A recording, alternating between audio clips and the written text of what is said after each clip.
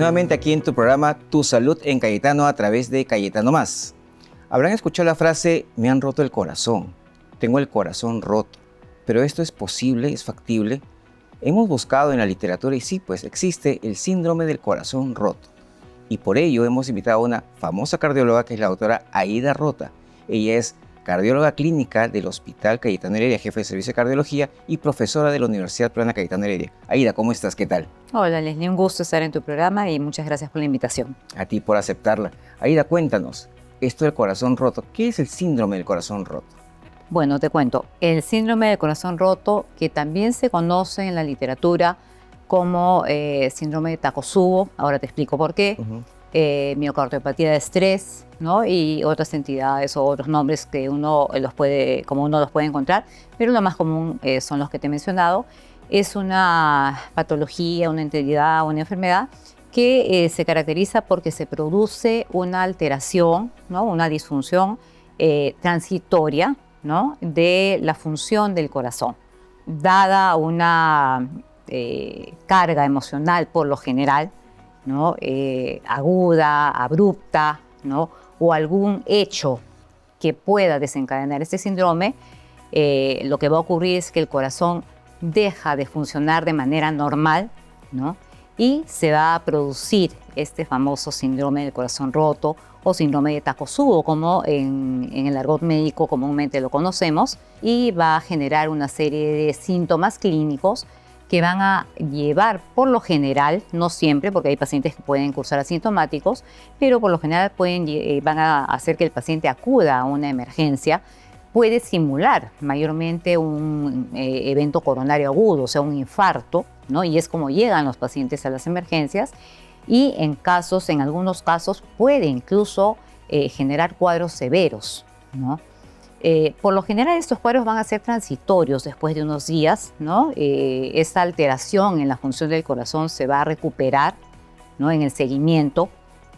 Al inicio vamos a tener que hacer un trabajo para diferenciar, ¿no? el evento del síndrome de corazón roto de lo que sería un infarto, porque de primera instancia no es tan simple la diferenciación, pero una de las formas de hacer la diferenciación es en la evolución del paciente. Luego también te voy a comentar qué otras formas tenemos de diferenciarlo, ¿no? Pero hay cuadros que sí pueden ser bastante severos y por lo general esto no causa daño letal del paciente, ¿no? Los pacientes por lo general no van a fallecer de este problema, pero sí hay un pequeño porcentaje de pacientes que sí pueden fallecer. Entonces, no es una entidad tan despreciable, ¿no? Claro. Efectivamente, del todo benigna no es en su evolución. Esto implica entonces que el corazón, que es como una bomba que constantemente va contrayéndose, una partecita deja de funcionar. En el síndrome de corazón roto, sí, por lo general se va a afectar la región apical, la zona distal del corazón, el ápice del corazón, y se va a caracterizar justamente por eso. ¿Por qué se le considera como síndrome de corazón roto? Porque históricamente, ¿no? Ya yendo a la parte mitológica, ¿no? Se le atribuye ese nombre. Se le conoce como Takotsubo también porque si tú recuerdas, los japoneses cuando los asiáticos cuando cazan a los pulpos usan unas vasijas especiales, ¿no? Que se conocen con ese nombre, que tienen una morfología especial para que entre el pulpo justamente. Y cuando se produce esta entidad, ¿no? Lo que va a ocurrir es que se generan lo que nosotros llamamos el apical ballooning.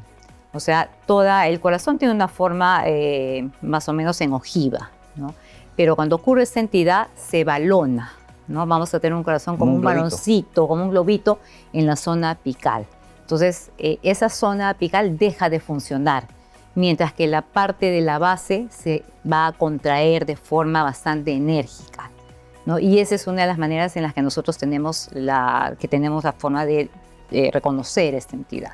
Y aquí no hay obstrucción de arterias coronarias. No, justamente cuando llegamos a hacerle el cateterismo, que es la manera de diferenciar un infarto agudo con obstrucción de placa, ¿no? La mayoría de nosotros sabemos, la población sabe que cuando se produce un infarto, generalmente es porque se obstruye una arteria del corazón.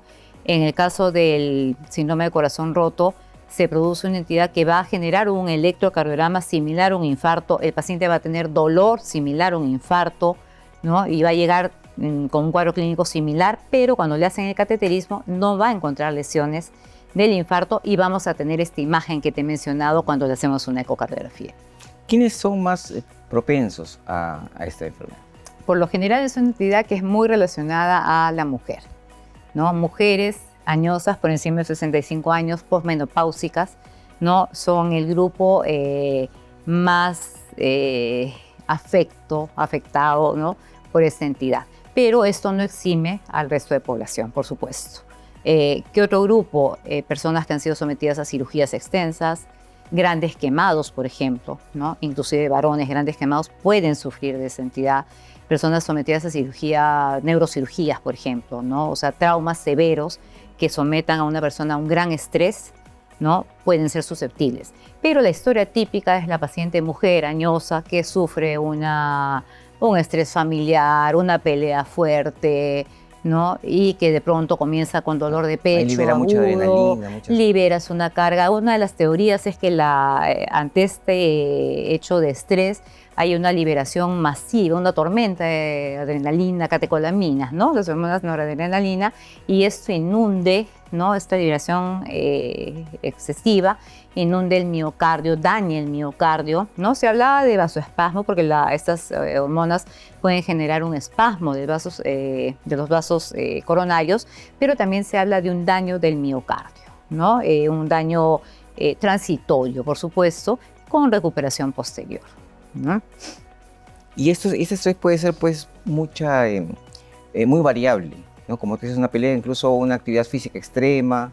Puede ser actividad física extrema, puede ser, como te dije, trauma, ¿no? Una caída, una fractura con mucho dolor, las fracturas de cadera, por ejemplo, ¿no? Los abuelitos o las abuelitas, ¿no? Que sufren una fractura de cadera, ¿no? Pueden llegar al hospital. Es importante, por ejemplo, que cuando llega una ancianita con una fractura de cadera, también de paso tomarle un electrocardiograma, no olvidarnos de eso, ¿no? El familiar, insistir en esa parte, porque no vaya a ser que en el transcurso llega con su fractura de cadera y sale con un Takotsubo también, ¿no?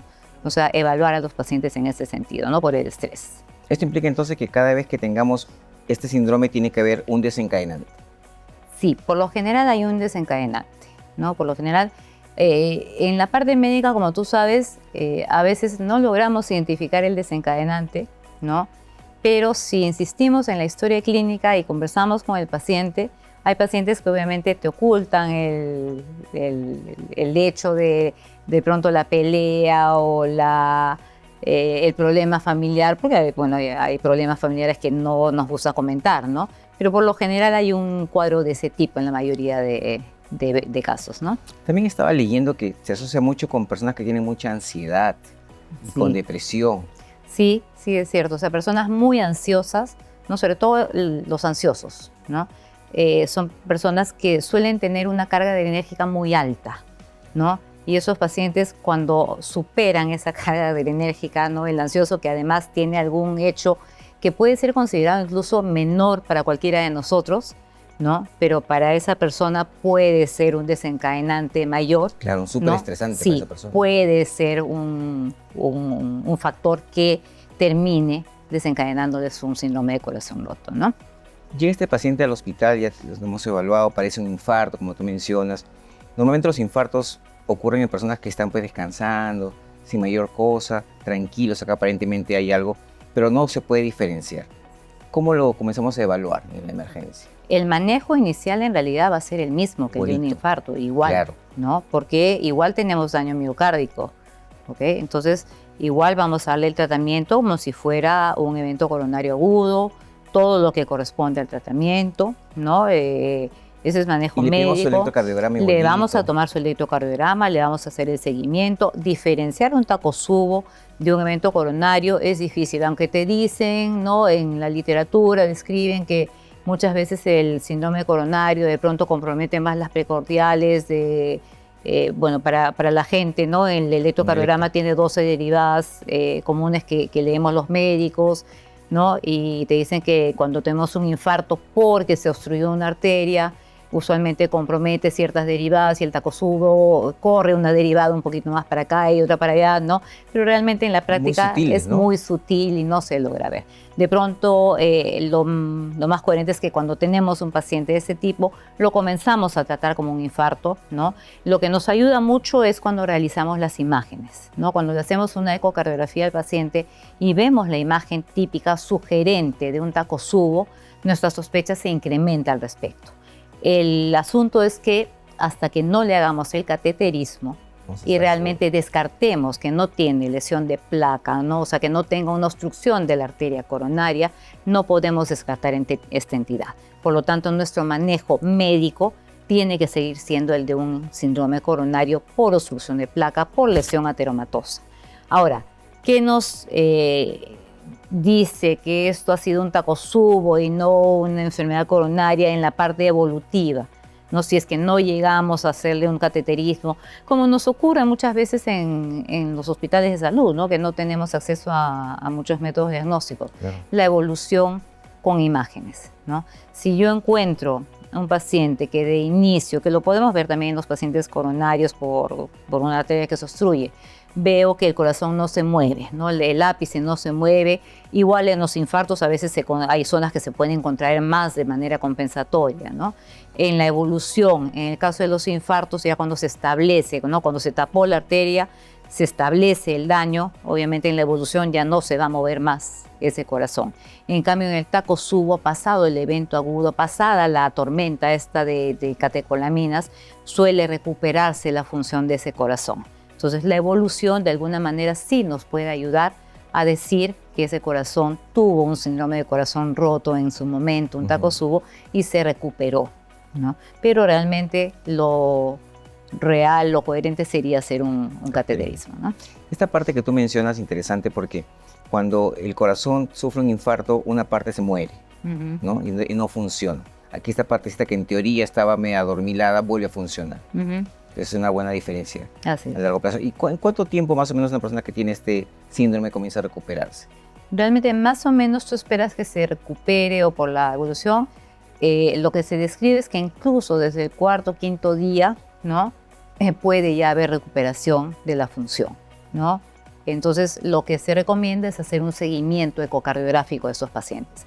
Hay pacientes, hemos visto incluso que de forma más precoz pueden tener recuperación de la función, ¿no? Se supone que depende de la carga adrenérgica que han liberado en el momento, ¿no? Pero la recomendación es que más o menos al cuarto, quinto día se le haga una ecocardiografía. A veces se dice cada semana le puedes hacer una ecocardiografía y en el seguimiento tú veas cómo va recuperándose la función.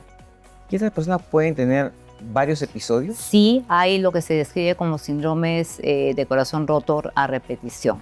Recurrentes. ¿No? Recurrentes. Y igualito el manejo va a ser el mismo siempre. El manejo va a ser el mismo siempre, ¿no? Obviamente, cuando una persona tiene este tipo de cuadros, la recomendación va a ser pues que trate de evitar el estrés, ¿no? Porque, como dije inicialmente, el hecho de que sea una entidad de que felizmente en la mayor parte de casos no termine en un hecho letal, no quiere decir que si recurres no vayas a terminar en un problema mayor.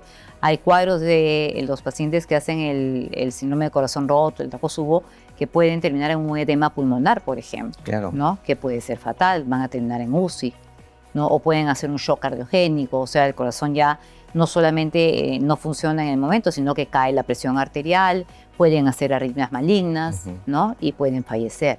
Entonces, si ya has tenido un Takotsubo una vez, un corazón roto una vez, ¿no? Obviamente mejor maneja tu estrés, ¿no? Aprender a manejar el estrés, ¿no? ¿Y existe acá como otras entidades que el segundo episodio puede ser más severo o es indiferente? No se describe de esa manera, ¿no? Porque no hay una data que lo diga así, claro, pero se puede quizás inferir, ¿no? No está descrito, sería mentir decir sí, el segundo va a ser peor, ¿no? Pero tampoco lo podemos negar. Claro, ¿no? Puede pasar cualquier cosa. Entonces sí, ¿no? Entonces mejor es evitar que esto ocurra, ¿no? Y la mejor manera es evitar situaciones de estrés y, por supuesto, también como en todo evento, al final se produce pues una disfunción miocárdica. Entonces, lo mejor es manejar además los otros factores de riesgo que pueda tener la persona, ¿no? Claro. Entonces, al final esto es como manejar un infarto de todas maneras. Sí. Y se puede complicar igual que el infarto, o sea, con toda la disfunción ventricular que este sí, por puede supuesto demandar. que sí, por supuesto que sí. Y además, si bien es cierto, lo que estamos comentando es que la mayoría de personas recuperan la función, ¿no? Sí hay un pequeño porcentaje de pacientes que no recuperan la función o que por lo menos no recuperan el basal de la función ventricular, ¿no? Y pueden quedar con cierto grado de afectación de la función de su corazón. Y esos pacientes, obviamente, si quedan con la función afectada, ya entran en lo que conocemos como pacientes que quedan con falla cardíaca, ¿no? Con función levemente deprimida, ¿no? Que ya entran en un tratamiento de falla, bueno, ya con otras matices, ¿no?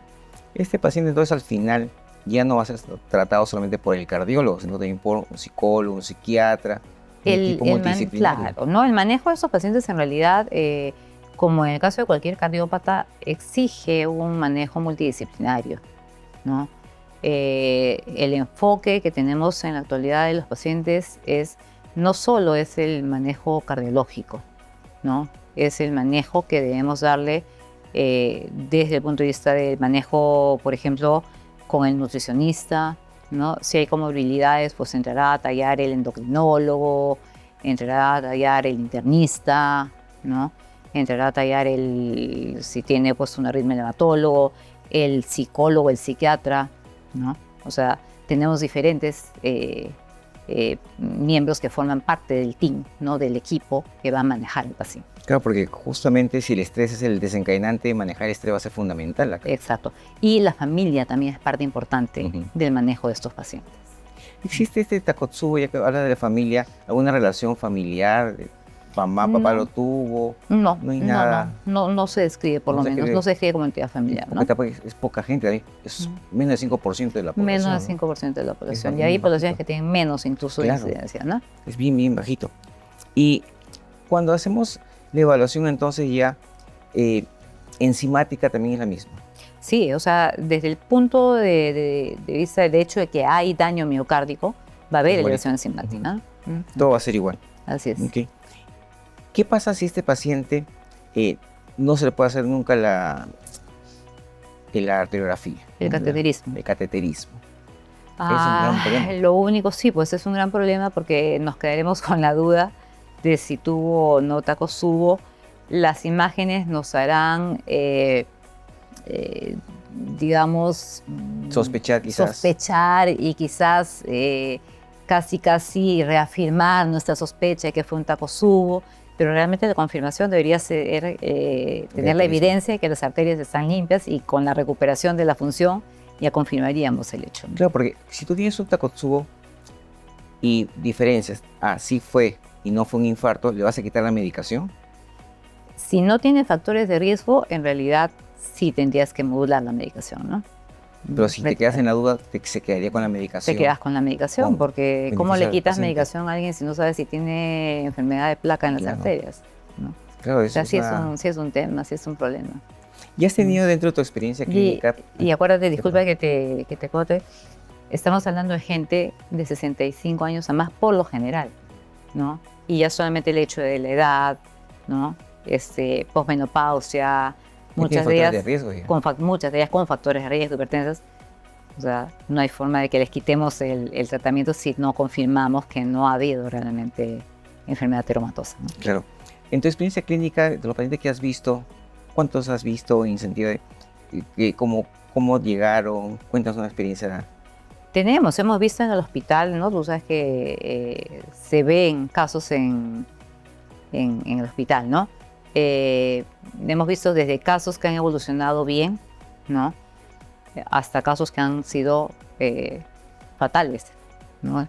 En el hospital. Recuerdo cuando llega un infarto. Sí, recuerdo, por ejemplo, no hace mucho, ahora cuestión de 6 meses, una señora mayor, ¿no? De 80 y pico años. Nunca logramos identificar el el desencadenante, pero era una señora que parecía que venía de una familia, tenía la hija, pero las condiciones en las que venía te hacía sospechar que no era, pues, no tenía el mejor cuidado, ¿no? O sea, probablemente la señora vivía en estrés, ¿no? Venía con escaras, ¿no? El electrocardiograma cuando llegó era un electro de un infarto, ¿no?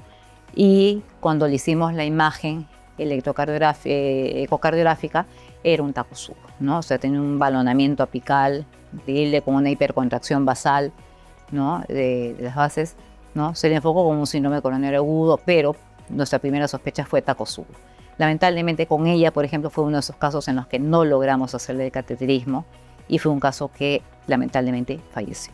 Nos hizo shock cardiogénico y falleció.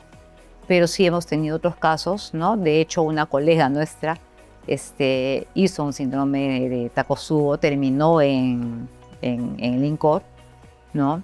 Y le hicieron el cateterismo, arterias coronarias normales, hizo disfunción miocárdica.